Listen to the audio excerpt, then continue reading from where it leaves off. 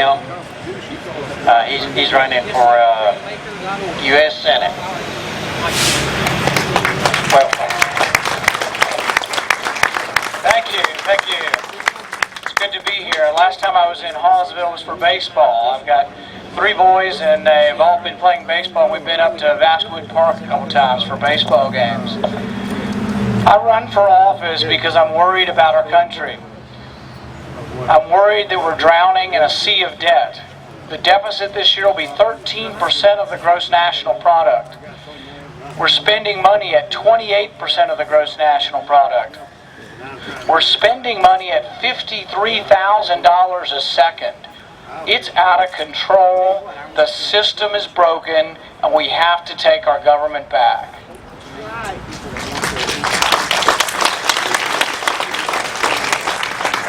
In 1776, December, it was cold. We were being defeated. Thomas Paine was with George Washington, and they were fleeing south. They'd been defeated in New York, defeated in Boston. And they got to New Jersey, and George Washington sent Thomas Paine back to Philadelphia to write something to inspire the troops. And he wrote a pamphlet called Crisis. And in that pamphlet he said, "These are the times that try men's souls." I believe we live in those times again, and if we don't stand up, we are going to lose our country. We have to stand up and fix the system. The system is absolutely broken. And it's not just a Republican thing or a Democrat thing. And while I run as a Republican, I get in trouble because I say, you know what? There's enough blame to go around. We have to fix the system. I think we need term limits. We need to bring them home.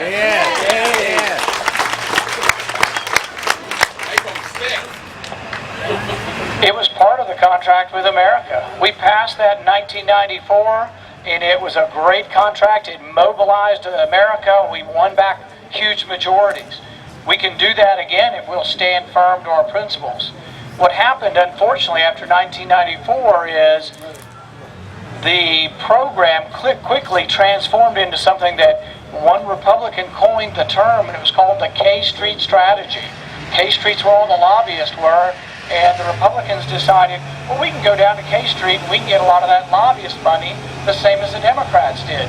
So Pork Barrel Project after Pork Barrel Project came forward, and the deficits grew and the deficits mounted. We have to change the system. We have to quit doing the earmarks. We have to quit the pork barrel spending where you have people, for example, you've got Robert Byrd's been up there 50 years from West Virginia. They've paved every inch of West Virginia. The money is being dispersed not on the value of the project. I'll let the trucks get by here a minute. Not on the value of the projects, but on his seniority. But we have on the other side of the coin, we've got Republicans in Alaska, and they remember the road to nowhere. It was an earmark put on.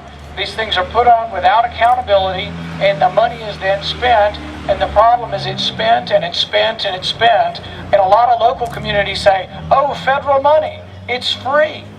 Well, it's not free. No. We have this, you know, in the declining days of the Roman Empire, they gave them bread and circus.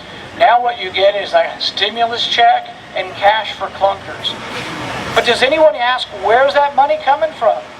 Here's $4,500 for a car, go buy a car. Well, you have to ask, where did that money come from? We're either taxing you for it, but we don't have enough taxes to cover all the money we're spending, or we're borrowing it. We owe the Chinese $800 billion. We owe the Japanese $800 billion. The Saudis $100 billion. The Taiwanese $100 billion. We used to be a great country that exported things. Now our number one export is our debt. How long will it last? You're already seeing people that are talking about that the currency's in trouble. The Chinese that hold a lot of our debt are beginning to buy gold. The other day, the IMF, the International Monetary Fund, sold 200 million ounces of gold, and India bought them up like that, and the price of gold still went up. The price of gold's over $1,100 an ounce. That is fear. That is fear for our currency. It's fear that the debt is getting to the point of being unmanageable. You will not get it with the same old politicians. I'm a physician. I'm a small businessman. I am not a career politician. I don't want to do it for life. My opponent is a career politician. He needs the job, and he's opposed to term limits because he wants to do it for the rest of his life. I will go up there and try very hard. I will be very vocal. The first bill I will introduce will be term limits. The second bill I will introduce will be a balanced budget amendment. In Kentucky, we do one thing very well. We balance our budget every year in Frankfort. We fight back and forth on where the money's going to be spent, but at the end of the day, we balance our budget in Frankfort. I don't think we will ever elect enough good people to balance the budget unless we write a rule. We used to have a rule. It was called the Constitution.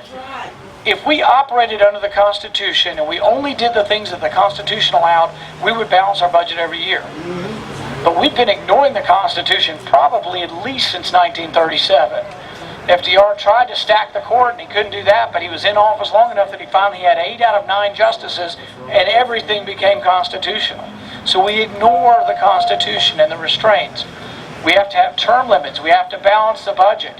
If I am elected, to every appropriations bill, I will amend it to reduce it by the percentage to balance the budget, even if we don't have a balanced budget amendment. So if we're 20% over budget, I will introduce an amendment to every bill. Will I win in the beginning? Maybe not, but I will be loud. I will stick firm to our platform. Our platform says we don't. Our platform says we don't believe in bailing out private businesses, and yet many Republicans went along with bailing out the banks. It used to be that we as Republicans argued over how little regulation we would have, but we never believed in government ownership. With the bank bailout, for the first time, we have significant government ownership of private business. We own the car companies. In the end, though, the money is like throwing it down a rat hole. We've given AIG $180 billion, and we were told by everybody, oh, we'd have a great recession if we didn't do this. Well, it sure as heck looks like we're in the midst of a great recession now, even though we did bail out all these people. It makes no sense for me that a guy that makes $10 million a year should get $1 million bonus of our money when he ran his company into the ground. It makes no sense. We've got to stop it. It's going to require new people. I've been part of the Tea Party movement since before the Tea Party movement began. I founded Kentucky Taxpayers United 15 years ago. I've been talking about these issues. I don't do it because it's popular now. I do it because I have always done it and always will. I hope you will join me in changing things in Washington. I'm Rand Paul. Thank you very much. Thank you, Rand Paul. I'll tell you what, David. You certainly have my support.